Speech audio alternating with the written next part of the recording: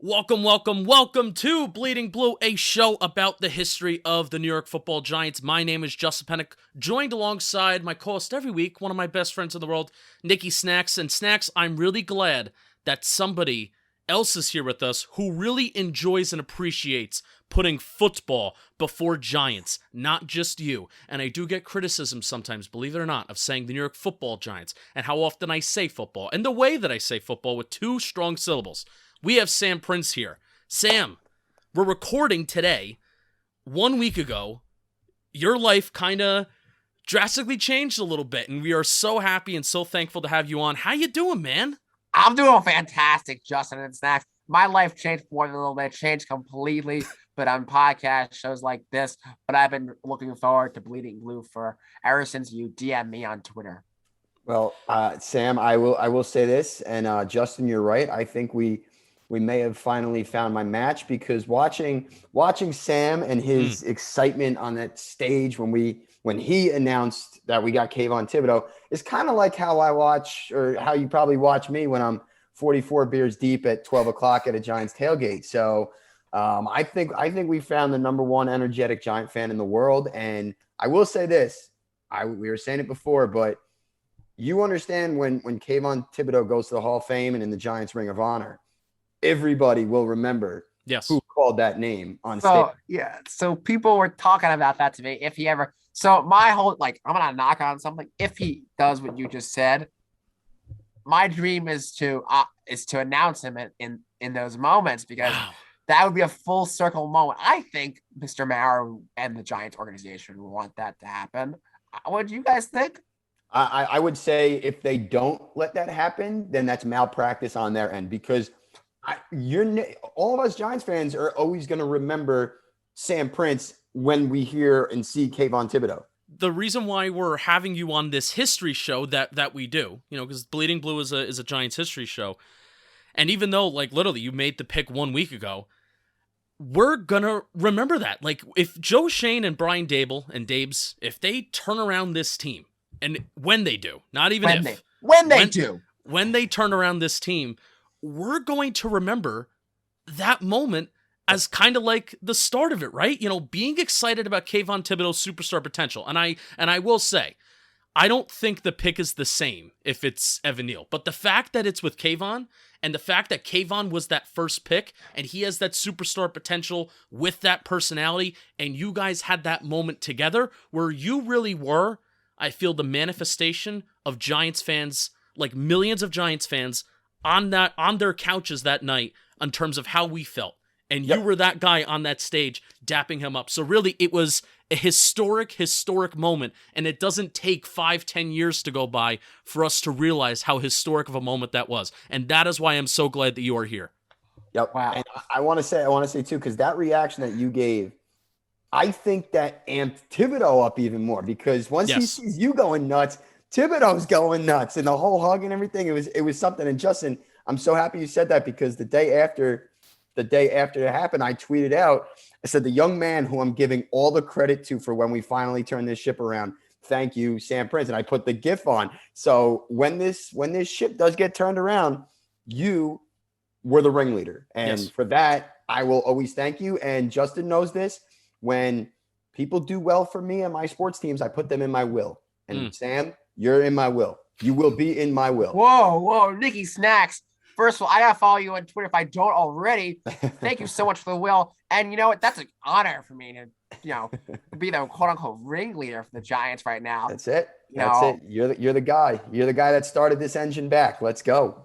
Look, Giants. Well, when was the last time we had a great draft that we were all proud of and happy? Not just one pick. 1941. A very long time.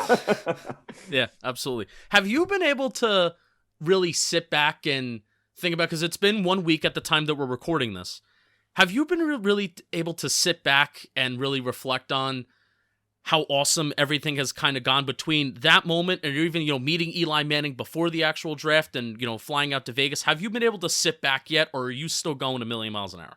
I'm still going a million miles an hour. I'm still on cloud nine, Justin. I have thought about it, it really hit me after the fact when I was on, just soak it up. My phone was on Do Not Disturb the whole weekend.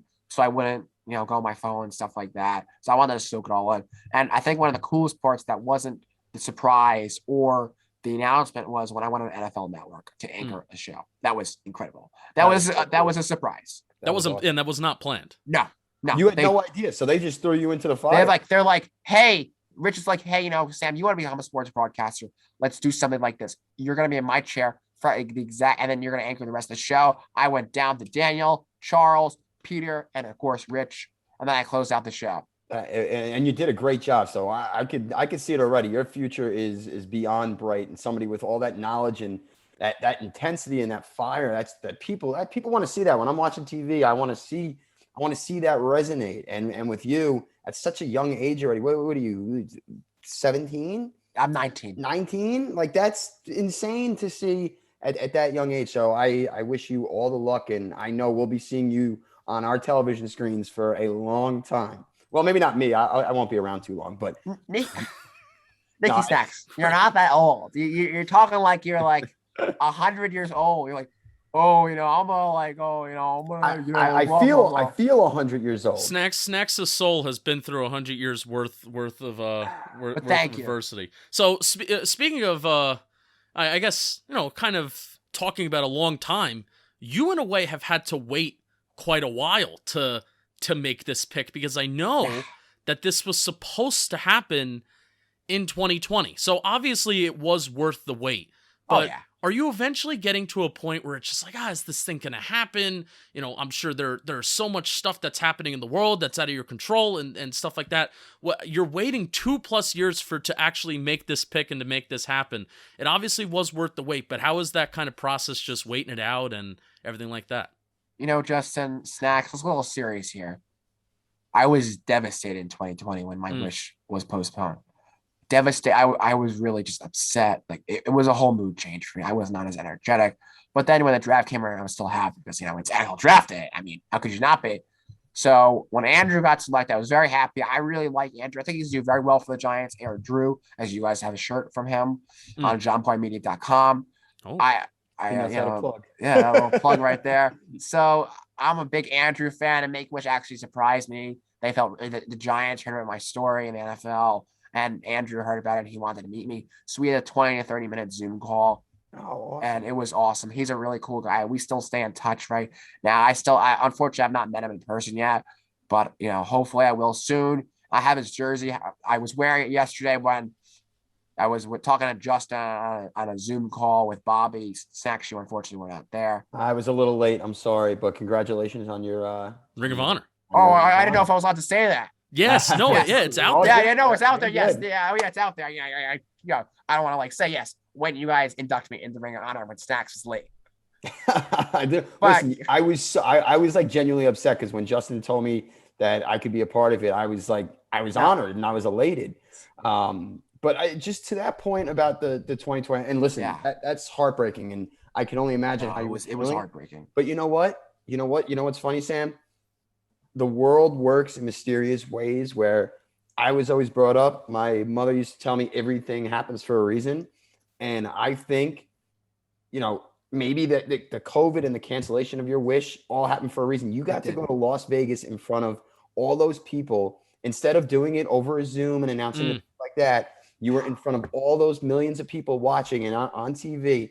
And you got arguably like a guy that, listen, everybody wanted Andrew Thomas, but that's not like it's not flashy like Kayvon. Exactly right. Exactly. We got a flashy guy. Since Odell, the Giants haven't had a flashy player. Right. And right. I'm gonna say this. Since Strahan, the Giants haven't had a flashy defensive player. Correct. And this is a New York baby. No. We need this. And in 2020 so I was also thinking about going in 2021.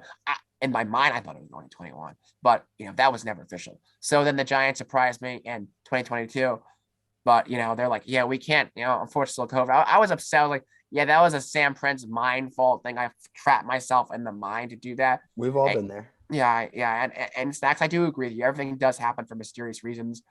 I got to announce Kayvon Thibodeau's name, going trending on Twitter. everyone, all the Giants fans love me now. Yeah, It's yeah, crazy.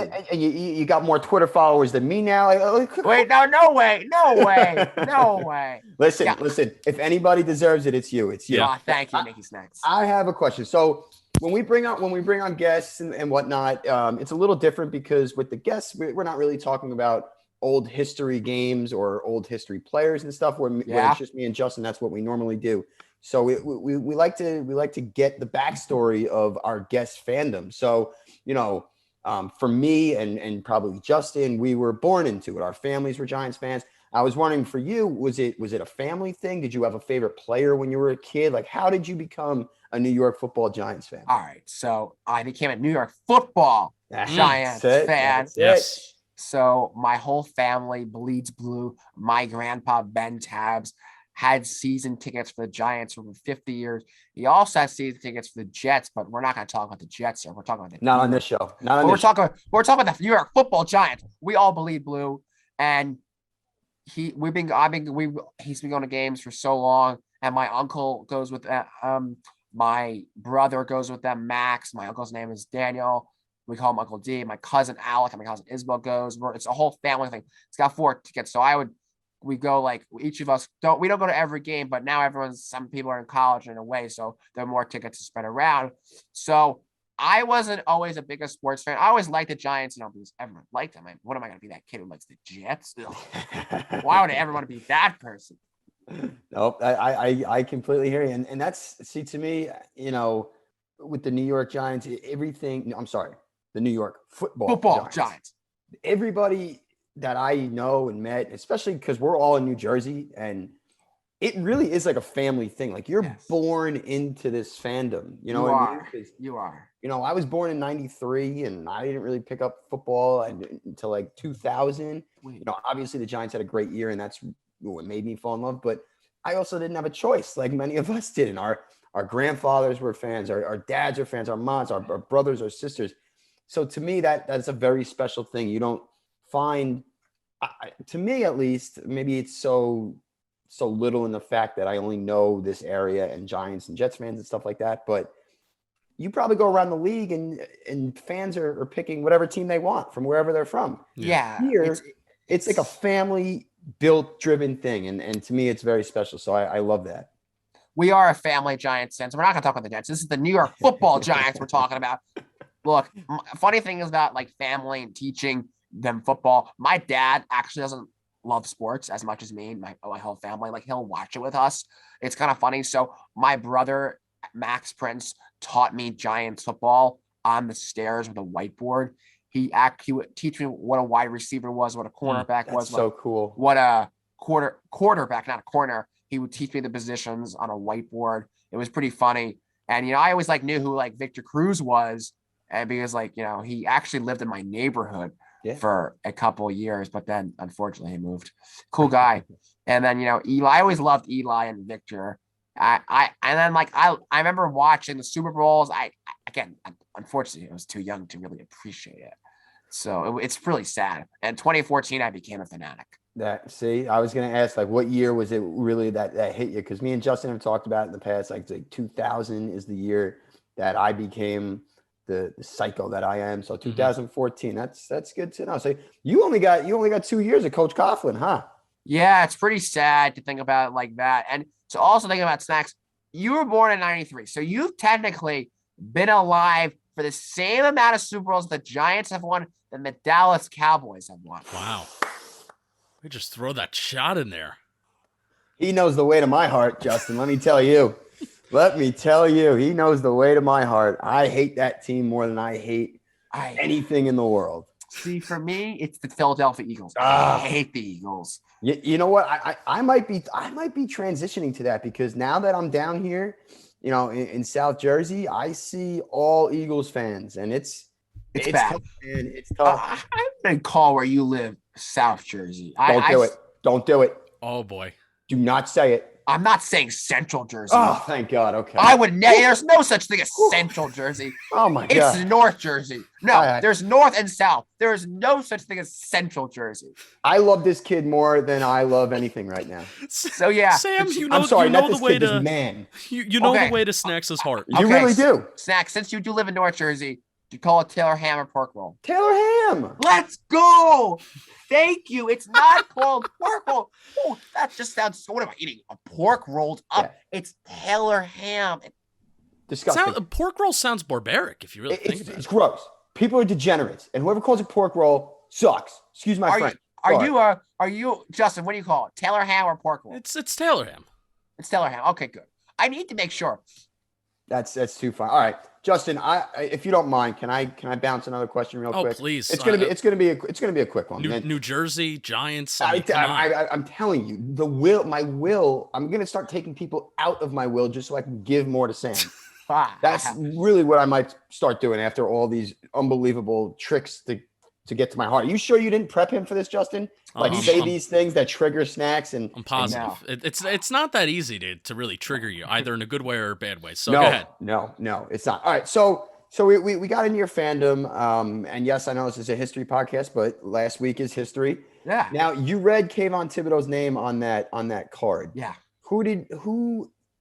You don't lie to us. Who did you want? I guess maybe before the draft started and you saw the first 4 players taken, who did you want? And then when it was the first 4 taken, who did you want? I wanted Kayvon Thibodeau. I didn't think he was going to be available. I thought it was going to be the Detroit Lions. But then the Jaguars took Trayvon Walker. And then the whole draft fell to us. It's unbelievable. And you don't have to tell us the tricks of the trade or the secrets or anything, but do you see that name when you get up there first, or you know it behind? So I'll tell you how the whole thing works. Okay, so that's kind of my question. My card's upstairs, so I would show you, but I don't have it. You showed us last night on Talking Giants. Yeah, I showed you on Talking Giants, so it's available. You'll watch it. I get it if you guys really want. But so there's a card named with the 5th pick and the 2022 NFL draft, the New York Giants. It said New York Giants. I said New York Football Giants. So I said to the Giants organization, is it okay if I say New York Football Giants? And they said it's more than okay. And then it said Kayvon Thibodeau, phonetically how to pronounce it, defensive end Oregon. I say Oregon, but I say Oregon. I say either or. Because, it's technically pronounced Oregon. Yeah, tomato. So I was pronouncing his name and Akeem Aquano's name and Zion Johnson, all these other prospects' names the whole week. So I wouldn't become a living bad meme if I mispronounce it on stage. That'd be terrible. So yeah, I got it right when you guys see on the TV to pick us in. That's when I know. That's when the commissioner knows. That's unbelievable. I wouldn't have guessed that. I would have said like the complete opposite. But that's pretty interesting, Justin. I'm kind of shocked. And Sam, what I really appreciate about you is you were very clear that, kind of different from the consensus of Giants fans, where I think a lot of Giants fans were so scarred of get the lineman, just get the lineman and don't worry about anything else. But you were like, no, I want KT first. Oh, excuse me. I want Kayvon Thibodeau first. KT's Kadarius Toney. I want Kayvon Thibodeau first. And that was, now we can look back on it and say, that was like a little sneaky good move by Joe Schoen, because then they would have been fine with either tackle that fell to 7, either Neal or Aquanu, right? So you were that forward thinking. You were you were thinking with Joe Schoen. You and him were lockstep together, thinking about that. Yeah, wanting Kayvon first. When a lot of Giants fans, we were like, we just want the tackle and then don't worry about anything else. No, the way I look at it is like, if defensive players are falling and you're going to keep your pick at 7, you go for the best defensive player available. And I'm happy happened to be Kayvon Thibodeau, because he's not going to be available at 7. The Cowboys were trying to trade up with the Panthers to steal him from us, and we didn't want another steal with Devontae Smith. So then I look at it like we're either getting Aquanu or Neal. So either or. You take I that, wanted right? Neal. I mean, look, you get one of the best tackles, 1A, 1B. I think Neal's a little better than Aquanu. And then you got the second best defensive player in the draft. Yeah. And me and Justin during the week or something, I'll be on a drive, or Justin will be on a drive or on a walk. He's walking Mikey, his dog, and we'll just talk and talk and talk. And me and him have been hell-bent on wanting Kayvon Thibodeau, because while yes, we desperately need that offensive line help, having that superstar game-changing edge rusher has been, first of all, it's been the Giants' DNA for forever. Yes. And we needed to get back to that. And a superstar like that, which he has superstar potential written all over it, we are all in lockstep at who we wanted at 5 in our first pick. So I couldn't be more thrilled that you got your guy and you got to announce your guy. Yeah. So the way I look at that, so I'm like, okay, you build the team with the offensive line and D line. That's the way you build up. Amen. Because look, I mean, that's the only way you can succeed in the NFL with a good offensive line and defensive line. There's no like, okay, you know what? Like the Giants last year, I knew that Patriots game this season, I had that feeling it's going to be a disaster. And it was a disaster last year. There's no secret about it. And you know why it was a disaster? Because they didn't build from the line and defensive line. They got Kenny Galladay, all these flash players to distract us from the true meaning of how to build a football team. And when was the last time the Giants had a star edge rusher? I'm going to go with Justin Tuck. Yeah. Yeah. And you know, we love Justin Tuck. Towards the end of his career, he was kind of burnt out a little bit. So it's been close to a decade. I would go with 10 years, maybe even since we won the Super Bowl. And you were on the K show, Sam, and a phrase that they say all the time is you can't be half pregnant. Yes. And that's the way that the Giants have been building their O-line. They've been building it like they're half pregnant, kind of just hoping, hey, we're hoping this thing could fall into place. And I think they did the same thing with their D-line last year, where Patrick Graham wanted to go with the very high blitz rate. He wanted to blitz a lot, but still quarterbacks were sitting back there with 3+ seconds to throw, and it's tough. If you ain't getting home, that's going to hurt the secondary. It's going to hurt everybody. So I've loved your approach and how you've been kind of explaining that this is the right approach to do for the Giants. Yeah, I mean, look, the team last year, as I said, it was not too good. There was a couple of bright spots, but I just look at this football team like a totally different way. And Snacks, Justin, when was the last time Giants fans didn't complain about the offensive line? I'm getting tired of it, Sam. I'm getting tired of it. That was the main thing of, you know, I've only been podcasting since 2018, so I can't imagine there have been beat reporters that have been here for longer. I'm getting to I am tired of it. I am tired of having the excuse of the Giants' offensive line is not good. I'm tired of it, man. You know, it's the same thing over and over. Groundhog again. Day. Yeah. Oh my! Oh, it's the new season. Line and edge rush, and no, Gettleman, Jerry Reef. They would never do anything about it. Yeah. But then Shane comes in. That's my guy. We gotta just clap. Let's clap it up for Joe Shane right here. Clap it up for Joe Shane for doing that for Giants fans. Hopefully, Evan Neal and Andrew Thomas are the tackles of the future and the stars on that line, and we won't have to complain about, oh, we need a tackle in the draft. Blah blah blah. It's so true. I think for at least the next decade, they have figured out the two hardest positions to figure out on the offensive line. So that is a win in itself. And real quick, just to circle back, Sam, when you were on the Michael K show, I'm an avid Michael K show listener. I listen every day when I get home from work. I put it on my TV. Are you gonna take up Michael's offer about the Yankee game this year? Sacks. Is the sky blue?